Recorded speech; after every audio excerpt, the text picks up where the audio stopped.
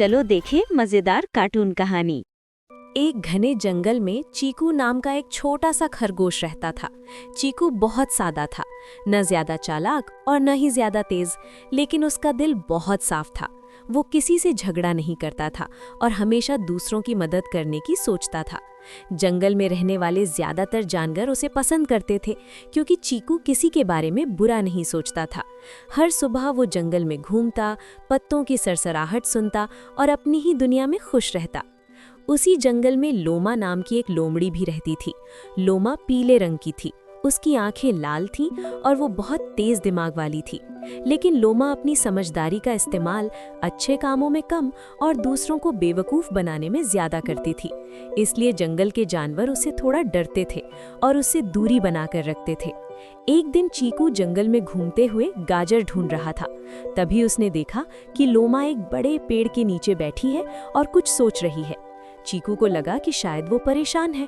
वो उसके पास गया और धीरे से बोला कि क्या हुआ। लोमा ने चीकू को देखा और उसके मन में तुरंत एक चाल आ गई। उसने उदास आवाज में कहा कि उसे बहुत भूख लगी है और कई दिनों से ठीक से खाना नहीं मिला। चीकू को उस पर दया आ गई। उसने कहा कि वो मदद करना चाहता है।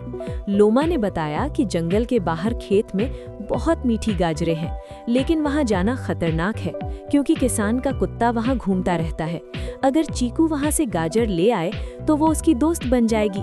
चीकू ने ज्यादा नहीं सोचा और मदद करने के लिए मान गया।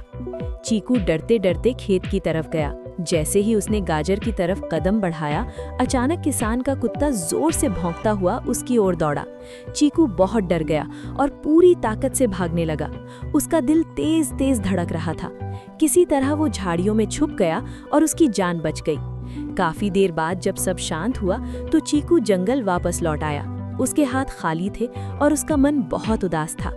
जब लोमा ने देखा कि चीकू गाजर नहीं लाया तो वो गुस्सा हो गई। उसने चीकू को डांटा और कहा कि वो किसी काम का नहीं है। चीकू को बहुत बुरा लगा।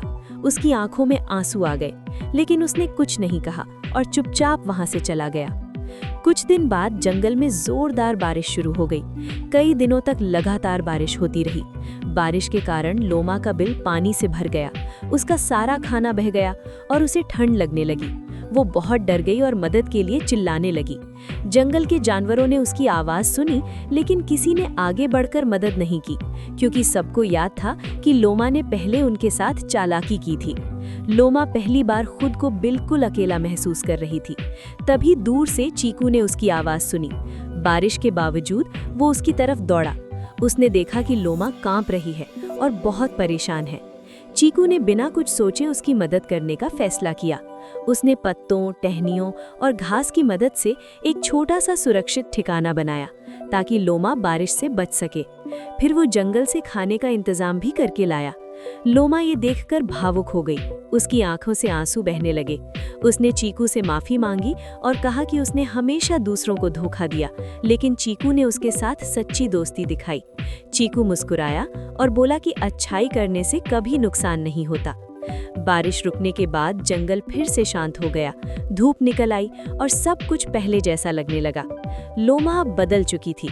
उसने तय किया कि वो अब आगे से किसी के साथ चालाकी नहीं करेगी। चीकू और लोमा अच्छे दोस्त बन गए और मिलकर जंगल के बाकी जानवरों की मदद करने लगे। धीरे धीरे जंगल में फिर से भरोसा और खुशी लौट आई। इस कहानी से हमें ये सीख मिलती है कि सच्ची ताकत चालाकी में नहीं, बल्कि अच्छाई और दया में होती है।